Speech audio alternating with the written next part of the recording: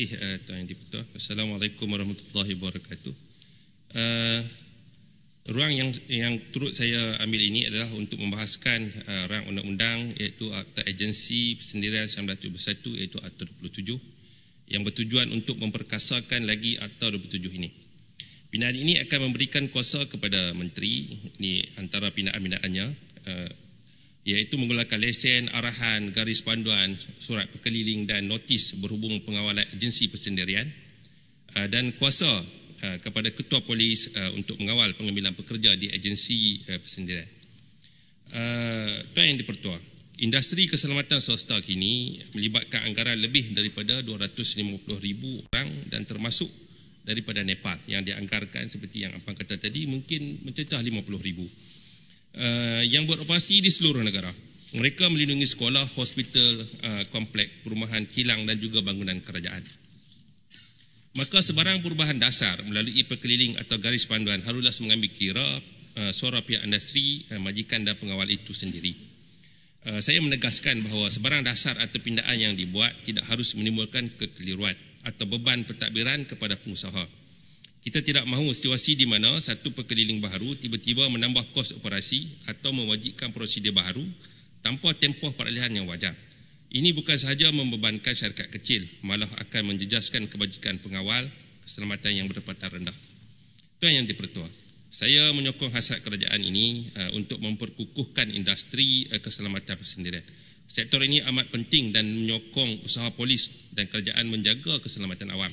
Namun, fokus utama penguatkuasaan mestilah diarahkan kepada kualiti latihan, ketulusan latar belakang iaitu vetting dan profesionalisme pengawal keselamatan, bukan sekadar memperkukuhkan kuasa menteri di atas kertas. Saya juga dimaklumkan masih terdapat ahli lembaga pengarah dan pemegang saham yang tidak membaikkan diri secara langsung dalam perniagaan syarikat kawalan keselamatan mereka. Malah ada segelintir yang hanya menerima ailan bulanan tanpa mengawasi dan menyelia perjalanan perniagaan sehingga berlakunya gejala menyewa dan memajak lesen. Syarikat kawalan keselamatan juga ingatkan supaya tidak melakukan kesalahan seperti menggunakan pekerja asing tanpa izin dan memajak lesen kawalan keselamatan kepada pihak lain, dan saya memohon kepada pihak kementerian untuk mengambil tindakan tegas kiranya terdapat bukti kukuh amalan tersebut dilakukan.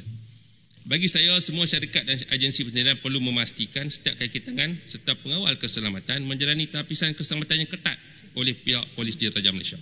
Selain itu, sebelum pengawal keselamatan diambil bekerja, adalah menjadi tanggungjawab pihak syarikat untuk membuat semakan kutilinan kad pengenalan mereka secara biometrik dengan Jabatan Pendaftaran Negara.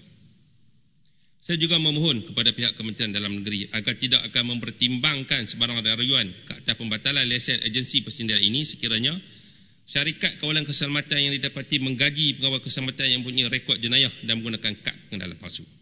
Pihak kementerian haruslah melaksanakan pelbagai inisiatif dan program berdasarkan pelan tindakan pembaharuan industri perkhidmatan kawalan keselamatan untuk meningkatkan lagi kualiti perkhidmatan dan imej industri perkhidmatan kawalan keselamatan di dalam negara. Antaranya termasuklah meneruskan pelaksanaan program latihan Certified Security Guard CSG dan juga program latihan lain seperti Train Nepalese Guards TNG dan Certified Bodyguard CBG, dan juga perlu diteruskan bagi meningkatkan lagi kemahiran pengawal keselamatan Nepal dan pengawal peribadi di negara ini. Selain itu, cabaran utama yang perlu diberi perhatian ialah pengambilan warga asing secara berlebihan tanpa latihan mencukupi dan semakan latar belakang yang teliti.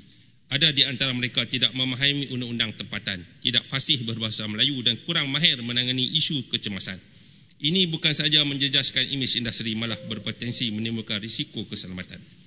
Oleh itu, merebut mencadangkan penambahbaikan iaitu dari segi latihan mestilah berdasarkan payuan nasional, sistem vetting dan penilaian integriti berkala, penarafan profesionalisme agensi keselamatan, penubuhan majlis perundingan keselamatan swasta dan juga audit tahunan dan pemantauan terbuka. Untuk menyemarakkan lagi karier kawal keselamatan, Tuan Yang di-Pertua, saya menyeru supaya kerajaan melihat industri ini sebagai sektor kerjaya profesional, dan juga Tuan Yang di-Pertua, Perikatan Nasional tidak menolak keperluan memperkukuhkan kawalan keselamatan agensi keselamatan persendirian. Namun, kuasa tambahan yang diberikan kepada menteri mestilah datang bersama prinsip transparansi, consultation dan accountability. Kuasa yang tidak dewasi akan mengundang kepada pentadbiran yang lemah dan mudah dipolitikkan.